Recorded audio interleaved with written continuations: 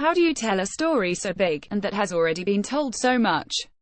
Blitz, the bombs that changed Britain. BBC Two finds a new and ingenious way. It literally follows one bomb, starting as it begins to fall at 1,000 feet per second towards a residential street in Canning Town in London's East End. This bomb is not just any old bomb, one of the 450,000 that fell on Britain during the Second World War. It is carefully chosen because it arrived on the first day of the Blitz, the 7th of September 1940, with extra significance and poignancy. The bomb that landed on 8 Martindale Road didn't even detonate, but that made it deadlier, and even more significant.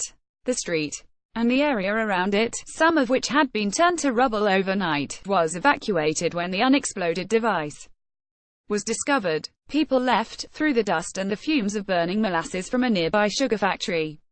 They went south of the river through the Woolwich Foot Tunnel, north to Epping Forest, and, most tragically, to the refuge at the local South Hallsville school from where they were to be bussed out. But, partly because of bureaucratic bungling, wartime chaos, but mainly because of a lack of humanity and decency from the authorities and their prejudice against the poor, the buses never came. Hundreds of people were stuck in the school, and the Luftwaffe came again the following night, and the one after. The school was hit and hundreds were killed, people who shouldn't have been there. It was a tragedy that should never have happened. The story is told from the records and bomb maps, and by the descendants of the people involved, with journals and albums of black and white family photos. There's Judy, whose uncle and aunt and cousins were all killed, and Eva, whose dad was an air raid warden, and Sandra, whose grandparents were in the school but managed to get away because they could see the danger they were in, and Simon, who is Simon Calder, the travel journalist, and whose grandfather Richie was also a journalist. Richie could see what was coming after reporting on the first night of bombing.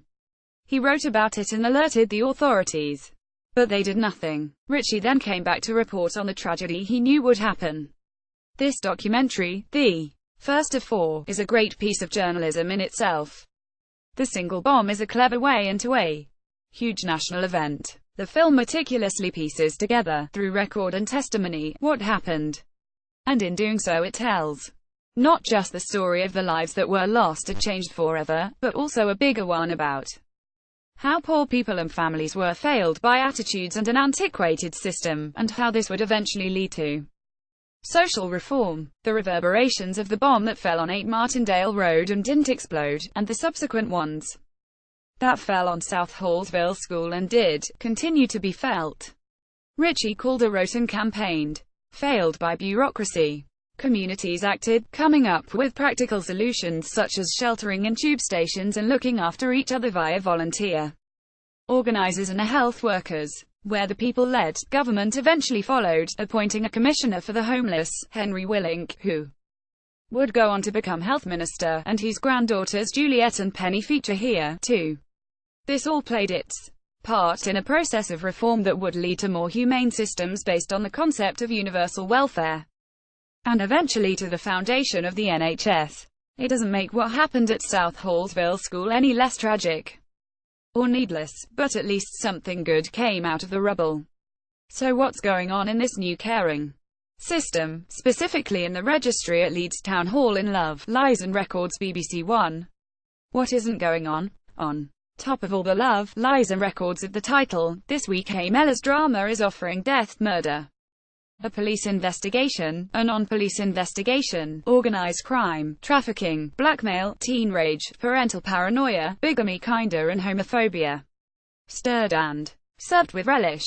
It won't win any prizes for reflecting the real-world plausibility, probably won't bother the BAFTAs much either, but it is jolly good fun.